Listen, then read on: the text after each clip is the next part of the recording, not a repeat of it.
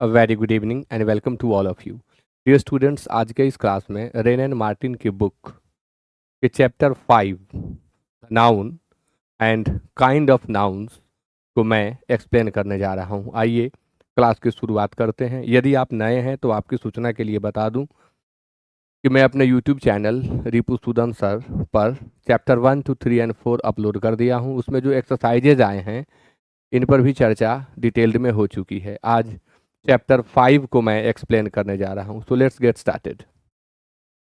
Noun chapter है यह, noun and it's kinds. बचपन से आपने बार बार हर क्लास में भी 2 बार या 3 बार आपने नाउन पढ़ा होगा। शॉर्ट में नाउन के बारे में आपको 2-3 चीजें बताऊंगा।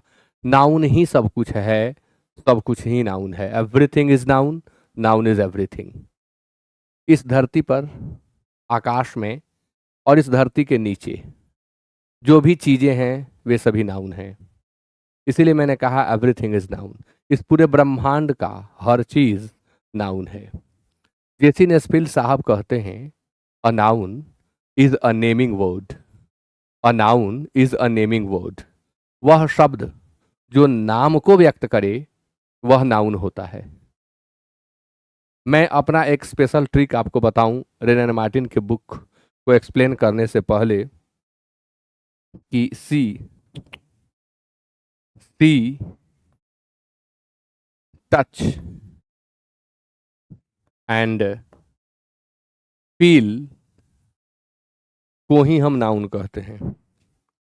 सी टच एंड फील को ही हम नाउन कहते हैं। अगर कोई चीज़ आप देख सकते हैं, अगर आप किसी चीज़ को छू सकते हैं, अगर आप किसी चीज़ को महसूस कर सकते हैं तो समझ जाएं कि वह नाउन है।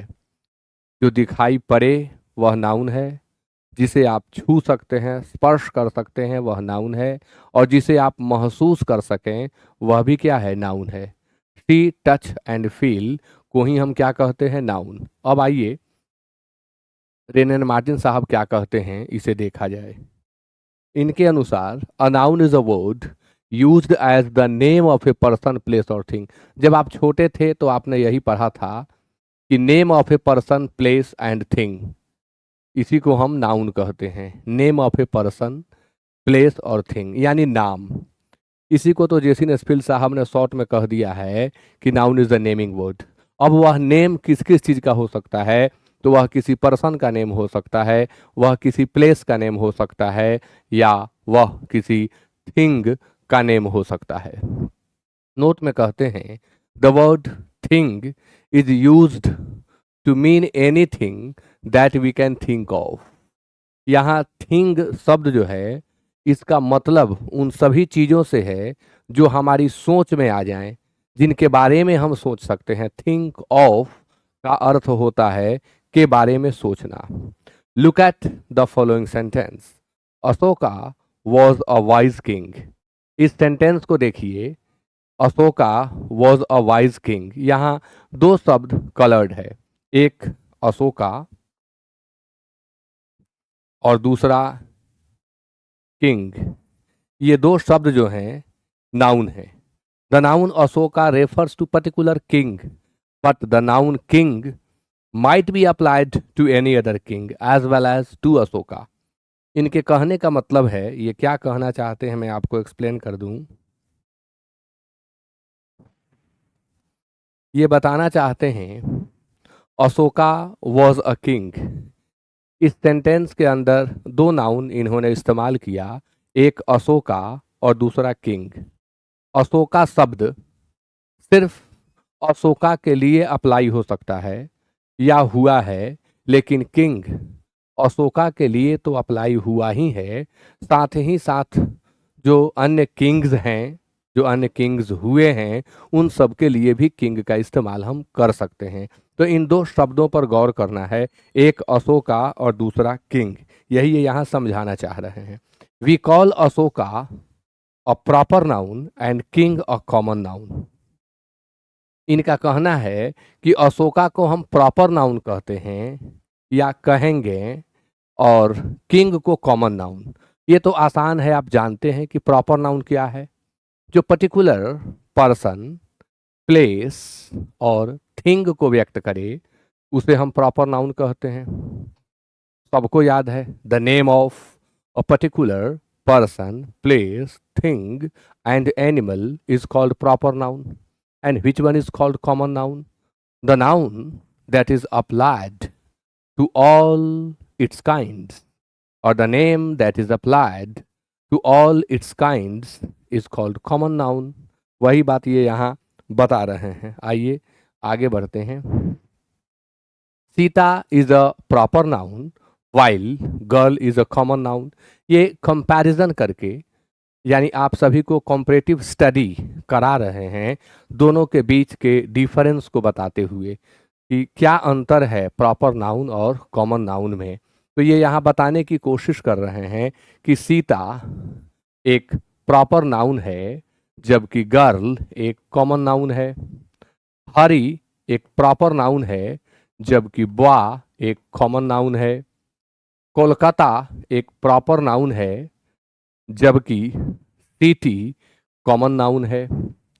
इंडिया प्रॉपर नाउन है जबकि कंट्री कॉमन नाउन है। यानी ये क्या बताना चाह रहे हैं, जैसे सीता, तो सिर्फ सीता ही नहीं, संसार की हर औरत, हर लड़की के नाम को आप प्रॉपर नाउन कहेंगे, जबकि अगर आप लड़की कहते हैं, गर्ल कहते हैं, या आप वुमन कहते हैं, तब वह कॉमन नाउन होगा, क्योंकि वह गर्ल, वह वुमन संसार के हर लड़की और हर औरत पर अप्लाई हो जाता है, इसलिए वह कॉमन है। वह ऐसा नाम है जो सब में है, इसलिए वह कॉमन है। लेकिन अगर आप सीता कहते हैं, आप गीता कहते हैं, आप ऋषिका कहते हैं, आप मधुस्मिता कहते हैं, आप सौम्या कहते हैं, तो ये नाम सब पर अप्लाई नहीं होते हैं। जिनकी चर्चा आप इन नाम से कर रहे हैं सिर्फ उन्हीं का बोध हो रहा है, तो ऐसे नाम को प्रॉपर नाउन कहेंगे। और गर्ल अगर आप कहते हैं, अगर आप किसी बुआ की चर्चा करें तो बॉयज़ के सारे नेम अलग अलग लें, प्रॉपर नाउन हो जाएंगे। लेकिन आप जब बुआ कहेंगे, आप स्टूडेंट कहेंगे, टीचर कहेंगे, डॉक्टर कहेंगे, तो ये कॉमन नाउन हो जाएंगे। इन एग्जाम्पल्स के माध्यम से ये यही बताने की कोशिश कर रहे हैं। अब इसके बारे में आगे कहते हैं, the word girl is a common noun because it is a name common to all. जैसा कि मैंने पहले बोला आपको, क्यों यह गर्ल शब्द जो है कॉमन नाउन है, क्यों ऐसा है? तो ऐसा इसलिए है क्योंकि यह नेम कॉमन है सबके लिए। सबको हम गर्ल कहते हैं जो गर्ल जाति के अंतर्गत आती हैं, इसलिए यह कॉमन है। While Sita is proper noun because it is the name of a particular girl. Sita proper noun क्यों है? क्योंकि यह एक पर्टिकुलर, एक खास, एक विशिष्ट लड़की का नाम है। डेफिनेशन बता रहे हैं, a common noun is a name given in common to every person और thing of the same class और काइंड। यानी एक ही क्लास, एक ही काइंड के लिए जो कॉमन नेम दिया गया है उसी को हम कॉमन नाउन कहते हैं। Common here means shared by all. ये भी याद करेंगे आप कि कॉमन का मतलब यहाँ क्या है। Common is the one that is shared by all. जो सबके द्वारा शेयर्ड हो उसी को हम कॉमन कहते हैं। यानी वह नाम जो सब पर लागू हो जाए, अपनी पूरी जाति पर लागू हो जाए, पूरे क्लास पर, पूरे काइंड पर लागू हो जाए, उसे कॉमन नाउन कहते हैं। और जो सिर्फ उसी पर लागू हो उसे हम प्रॉपर नाउन कहते हैं। आगे ये कहते हैं, proper noun is the name of some particular person और प्लेस। में बोल दिया आगे, proper means one's own, hence a proper name is person's own name. ये मैं बोल चुका हूं कि जो नाम प्रॉपर नाउन है वह सिर्फ उसी का है, इसलिए वह प्रॉपर है, इसलिए वह पर्टिकुलर है। ये मैं बोल चुका हूं। Proper nouns are always written with a capital letter at the beginning. Note number 1 के माध्यम से यह बताना चाहते हैं कि जो भी प्रॉपर नाउन होते हैं they are written with a capital letter. Important thing है जो आपको जानना चाहिए, याद करना चाहिए। Proper noun always begins with a capital letter. जब भी आप प्रॉपर नाउन कहीं लिखें तो हमेशा कैपिटल से ही स्टार्ट करें। Note number 2, proper nouns are sometimes used as common nouns. अब यहां ये एग्जाम्पल नहीं दे रहे हैं, एक एग्जाम्पल ले लीजिए। अगर हम लिखें ही लिव्स इन दिल्ली तो यह सेंटेंस गलत होगा। और यह क्यों गलत होगा? क्योंकि इसमें हमने दिल्ली शब्द प्रॉपर नाउन लिखा, जबकि स्मॉल लेटर से लिख दिया। तो आप दिल्ली कैपिटल से लिखें, ही लिव्स इन दिल्ली। अगर आप किसी व्यक्ति के नाम को इस्तेमाल कर रहे हैं तो आपको ध्यान रखना होगा कि यदि नाम दो टुकड़े में है तो दोनों टुकड़े का पहला लेटर कैपिटल होगा। जैसे आपको राधा मोहन सिंह लिखना है तो राधा का आर कैपिटल लिखें, मोहन का एम कैपिटल लिखें, और सिंह टाइटल्स भी जितने होते हैं उन्हें आप कैपिटल लेटर से ही स्टार्ट करेंगे। ये कुछ बारीक चीजें हैं जिनका ध्यान रखना चाहिए। Note number 2, proper nouns are sometimes used as common noun. ये बता रहे हैं कि sometimes proper nouns can be used as common nouns. कभी कभी प्रॉपर नाउन्स का प्रयोग हम कॉमन नाउन्स की तरह कर सकते हैं। वो कभी कभी क्या है, तो जब हम किसी महान व्यक्ति से किसी सामान्य की तुलना करते हैं तो उस स्थिति में प्रॉपर नेम, पर्टिकुलर नेम का इस्तेमाल करते हैं उस महान व्यक्ति का। और इस सिचुएशन के लिए ही ये जो कंपैरिजन आता है वह प्रॉपर होते हुए भी कॉमन कहा जाता है। जैसे he is the Shakespeare of Saran, तो he is the Shakespeare of Saran. Shakespeare शब्द वस्तुतः प्रॉपर नाउन है, बट इस सेंटेंस में हम उससे कंपैरिजन कर रहे हैं, इसलिए हम कॉमन नाउन कहेंगे। पूछा जाए आपसे कि ही is the Shakespeare of Saran में शेक्सपियर क्या है, तो आप कहेंगे कॉमन नाउन है। But Shakespeare was a great dramatist में शेक्सपियर क्या है, तो यह एक प्रॉपर नाउन है। जब यह कंपैरिजन को व्यक्त करे तब कॉमन, जब अपनी चर्चा में आए, इट्स ओन, खुद की चर्चा में आए, तब यह प्रॉपर। यही याद रखना है। ये कहते हैं ही वॉज द लिखमैन of his as.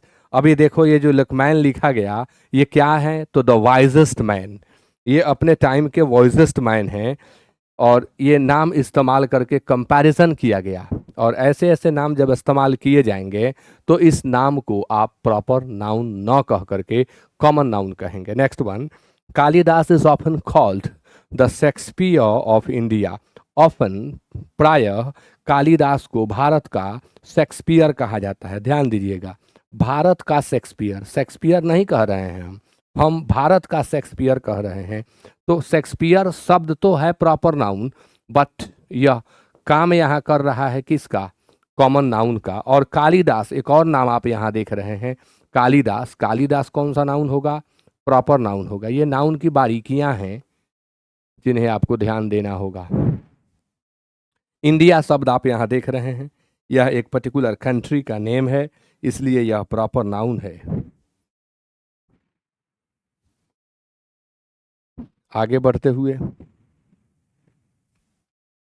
Common nouns include what are called collective nouns and abstract nouns.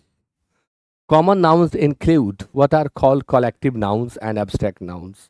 अब कॉमन नाउन जो है कभी कभी वो सम्मिलित कर लेता है अपने में कलेक्टिव नाउन को भी और एब्स्ट्रैक्ट नाउन को भी।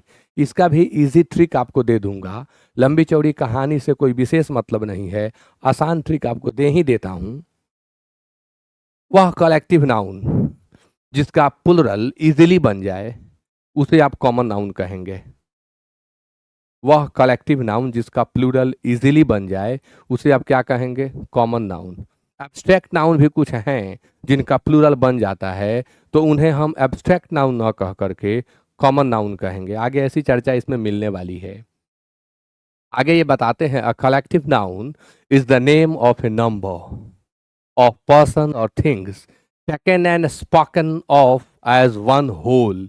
अब ये यहाँ कलेक्टिव नाउन को डिफाइन कर रहे हैं, और कलेक्टिव नाउन को डिफाइन करते हुए ये कहते हैं,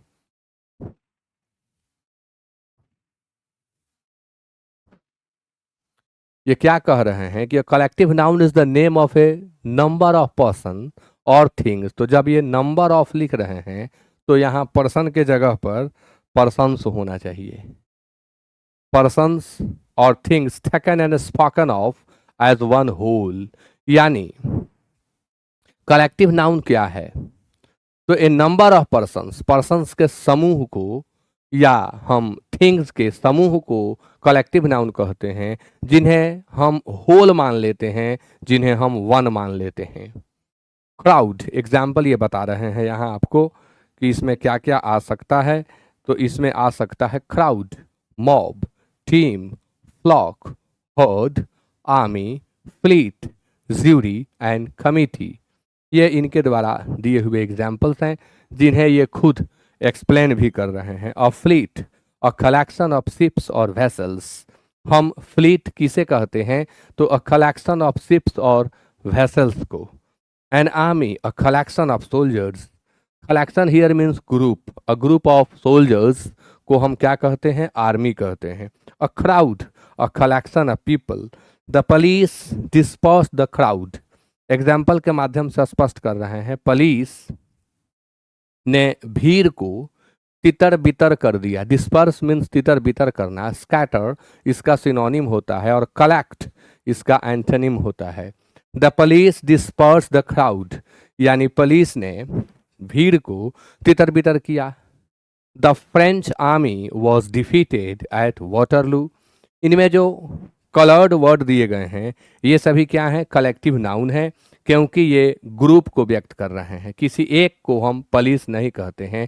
जैसे आप बोलें कि I saw a police there, सही लग रहा है आपको कि I saw a police there, but it's grammatically incorrect. I saw a policeman there, आप अ पुलिस नहीं कह सकते। तो अ पुलिस मैन आपको कहना होगा, क्योंकि वह एक समूह है, समूह को वह व्यक्त कर रहा है। Next, the jury found the prisoner guilty. Jury means a group of जजेस, अ बेंच ऑफ जजेस को हम ज्यूरी कहते हैं। इन लोगों ने प्रिजनर को गिल्टी पाया। तो यहाँ पर ज्यूरी क्या है? कलेक्टिव नाउन है। A herd of cattle is passing. A herd of cattle, मवेशियों का एक झुंड पास कर रहा है, यानी जा रहा है। अब आते हैं an abstract noun is usually the name of quality, action or a state considered apart from the object to which it belongs. Abstract noun क्या है? इसका नाम ही है एब्स्ट्रैक्ट। एब्स्ट्रैक्ट यानी यह कॉन्क्रीट नहीं है। कुछ लेखकों के अनुसार नाउन मेनली दो ही पार्ट में बढ़ते हैं, कॉन्क्रीट नाउन और abstract noun. And concrete is divided into 4 parts: proper, common, material and collective. और एब्स्ट्रैक्ट एक बिल्कुल अलग है। जो कॉन्क्रीट है वह मूर्त रूप में है, वह आपको दिखाई पड़ेगा, उसे आप स्पर्श कर सकते हैं। लेकिन जो एब्स्ट्रैक्ट है उसे आप देख नहीं सकते। वह एब्स्ट्रैक्ट है, उसे आप नहीं देख सकते, उसे आप केवल महसूस करते हैं। वही बात ये यहाँ बता रहे हैं कि यह करता क्या है। तो ये एब्स्ट्रैक्ट नाउन का डेफिनेशन जो इनके द्वारा दिया गया है।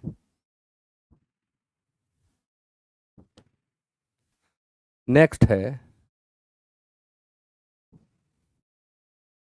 रहने देते हैं कोई बात नहीं। ये 3 चीजों को दर्शाता है, क्वालिटी को, एक्शन को और स्टेट को। Abstract noun refers to 3 things: quality, state and action.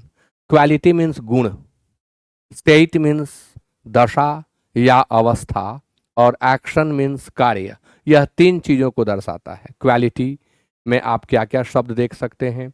तो गुडनेस, गुड होने की क्वालिटी गुडनेस है। काइंड होने की क्वालिटी काइंडनेस है।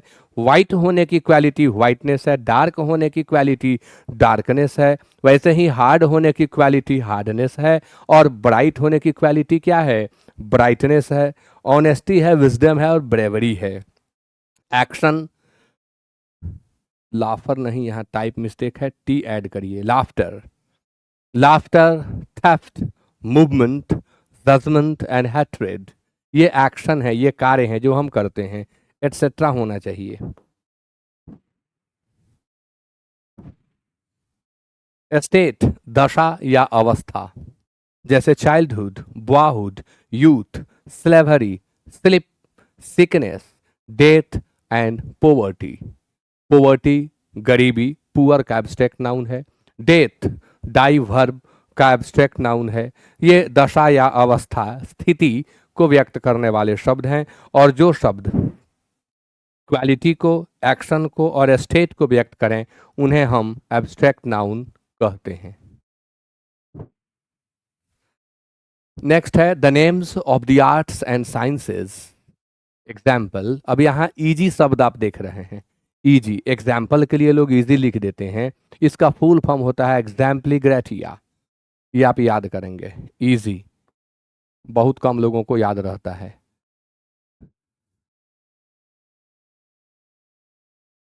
दैट इज लोग कह देंगे या फॉर एग्जाम्पल कह देंगे, बट ई का फुल फॉर्म एग्जाम्पली होगा, जी का ग्रेटिया होगा। तो एग्जाम्पली ग्रेटिया उदाहरणार्थ या उदाहरण के तौर पर या उदाहरण के लिए, ये समझाना चाहते हैं कि जो आर्ट्स और साइंसेज के नेम हैं वे सभी एब्स्ट्रैक्ट नाउन है। साइंस के जितने ब्रांचेज हैं, ब्रांचेज ऑफ साइंस, उन सबको आप एब्स्ट्रैक्ट नाउन कहेंगे, और आर्ट्स के भी जितने ब्रांचेज हैं सबको आप एब्स्ट्रैक्ट नाउन कहेंगे। जैसे आप देखिए ग्रामर, म्यूजिक, केमिस्ट्री, ईटीसी। अब केमिस्ट्री आ गया तो साइंस के अन्य ब्रांचेज भी आ जाएंगे। मैं आपको शॉर्ट में बता दूं, सभी विषय, all the subjects are considered to be abstract noun and all the languages are considered to be proper noun।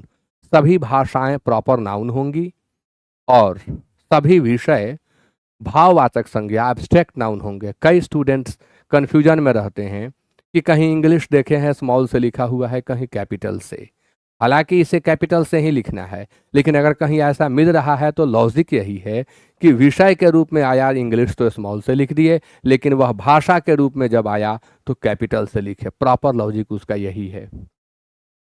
We can speak of a brave soldier, a strong man, a beautiful flower, but we can also think of these qualities apart from any particular person or thing and speak of bravery, strength, beauty by themselves and give it a name। The word abstract means drawn off। ये समझा रहे हैं कि abstract का मतलब क्या है, something that is drawn off, वह जिसे लिया गया है, वह जिसे निकाला गया है, जो drawn off किया गया है वही abstract है। जैसे किसी ब्रेव पर्सन के अंदर की जो क्वालिटी है उसे हम ब्रेवरी कहते हैं। किसी स्ट्रांग मैन के अंदर से जो ड्रॉन ऑफ किया गया वह स्ट्रेंथ है। किसी ब्यूटीफुल फ्लावर, किसी ब्यूटीफुल वुमन के अंदर के ड्रॉन ऑफ को क्या कहेंगे, तो हम ब्यूटी कहेंगे। ये उसके भीतर के एसेंस को कहें हम, ड्रॉन ऑफ को आप एसेंस भी कह सकते हैं कि एसेंस को दर्शा रहा है। Abstract nouns are formed. कैसे एब्स्ट्रैक्ट नाउन्स बनाए जाते हैं इसकी चर्चा भी इसके अंतर्गत मिल रही है। तो एब्स्ट्रैक्ट नाउन्स हम बनाते हैं एडजेक्टिव से। काइंडनेस फ्रॉम काइंड, जैसे काइंडनेस शब्द किससे बना है, तो काइंडनेस शब्द काइंड एडजेक्टिव से बना है। काइंड अपने आप में एडजेक्टिव है, काइंडनेस एब्स्ट्रैक्ट नाउन है।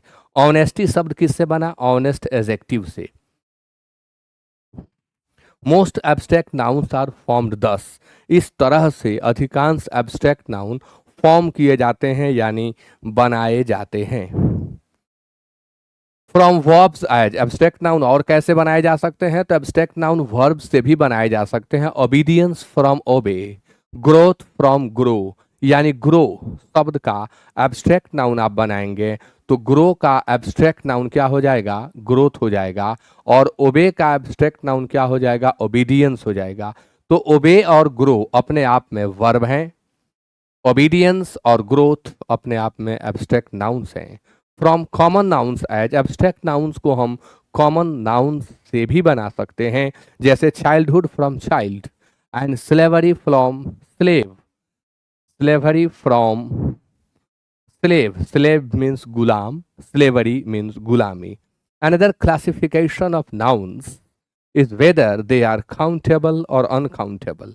अब ये यहाँ जो दिए हुए हैं ना बहुत शॉर्ट में दे दिए हैं। आगे होमवर्क आपको मिलना है कि आप एब्स्ट्रैक्ट नाउन फॉर्म करें, और ये जितना बताए इतना से आप एब्स्ट्रैक्ट नाउन फॉर्म नहीं कर पाएंगे। आगे मैं आपका हेल्प करूंगा जिससे आप एब्स्ट्रैक्ट नाउन इजीली और आसानी से एकदम देखते देखते आप बना देंगे। थोड़ी सी चर्चा इस पर भी कर लें। एक और क्लासिफिकेशन ये सामने लाते हैं और बताते हैं कि एक और वर्गीकरण है, एक और क्लासिफिकेशन है जिसमें नाउन को हम दो पार्ट में बांटते हैं। एक जिन्हें हम गिन सके, दैट कैन बी काउंटेड, और दूसरा वे जिन्हें हम नहीं गिन सकते, that can not be counted. तो that can be counted is called countable noun and that can not be counted is called uncountable noun. यही ये यहाँ बता रहे हैं।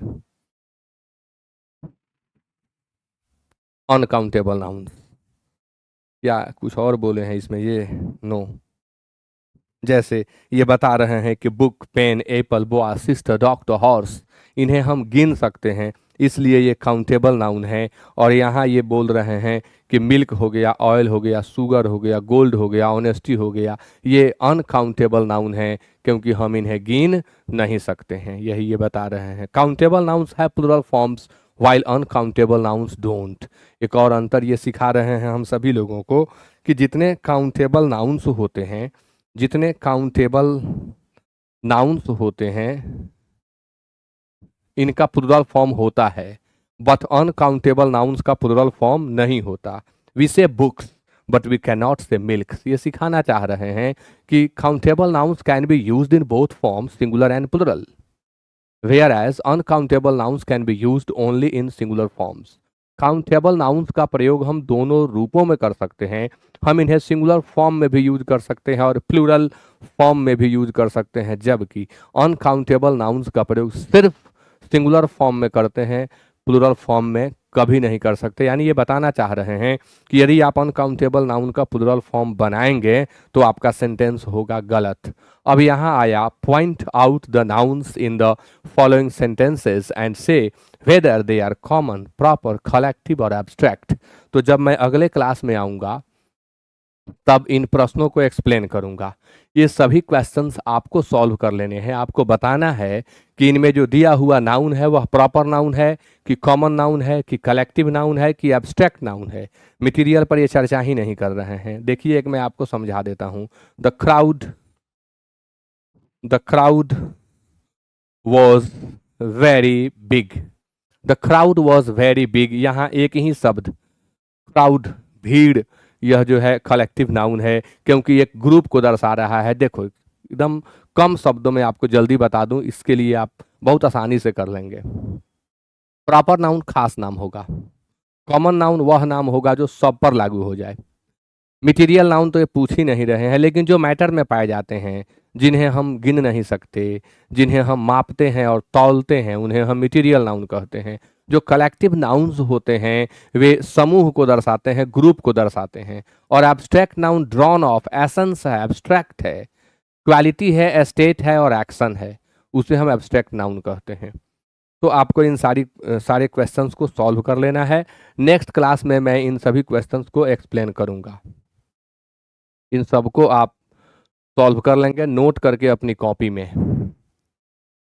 Are theme is better than theirs, never tell a lie. इन सभी questions को आप सॉल्व कर लेंगे 2-4 मिनट और। हाँ, नेक्स्ट है exercise in composition 4। Write the collective nouns use to describe a number of cattle, soldiers, sailors. ये सारे क्वेश्चन आपको सॉल्व करने हैं। Write the qualities that belong to boys who are, यानी लेजी, क्रुएल, ब्रेव और foolish की quality को क्या कहते हैं। तो देखिए लेजी से लेजीनेस हो जाएगा, ऐसे ही आपको बनाना है। कैटल के ग्रुप को क्या कहेंगे आपको बताना है, सोल्जर्स के ग्रुप को क्या कहते हैं आपको बताना है, और सेलर्स के ग्रुप को क्या कहते हैं ये आपको बताना है। नेक्स्ट क्लास में मैं इन सभी प्रश्नों को एक्सप्लेन करूंगा। फिर है form abstract nouns from the following adjectives. ये कुछ एजेक्टिव्स दिए गए हैं जिनसे आपको एब्स्ट्रैक्ट नाउन बना देना है। फिर है form abstract nouns from the following verbs. ये कुछ वर्ब दिए गए हैं जिनसे आपको एब्स्ट्रैक्ट नाउन बना देना है। ये कुछ कॉमन नाउन्स दिए गए हैं जिनसे आपको एब्स्ट्रैक्ट नाउन बना देना है, और ये आपको बनाना है। लेकिन ये जो जितना पढ़ाए हैं इतना से आप चाहेंगे कि एब्स्ट्रैक्ट नाउन बना लें तो बनने वाला नहीं है। मैं आपको एक ट्रिक दे देता हूँ, जिस ट्रिक के द्वारा आप किसी भी शब्द को आसानी से एब्स्ट्रैक्ट नाउन में चेंज कर लेंगे। आपको जोड़ देना है रूट वर्ड के अंत में, हुड, शीप, जो जहां सूट करे, हुड, शीप, मेंट, TH, TY, CY, YCE, ANCE, ENCE, DUM, ISM, ING, URE, ION, TION, ATION,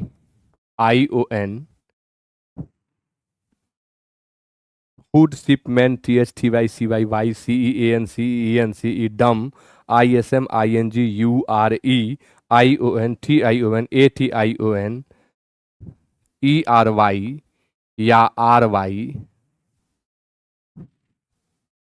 CE लिख दिया हूं, कभी कभी ING भी लिख दिया हूं, ING एटसेट्रा।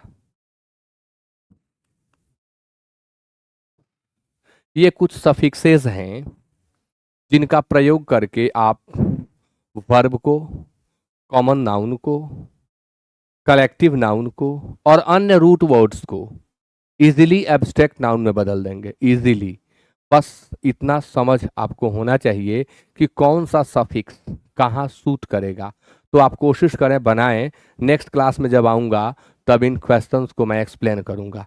आपको बना लेना है इन सभी क्वेश्चंस को मेरे अगले क्लास में जुड़ने से पहले, और अगले क्लास में इन सभी क्वेश्चंस को मैं एक्सप्लेन करके तब फिर अगले जो चैप्टर 6 है उसको मैं आपको पढ़ाऊँगा। With that it is over. Thank you so much and good night.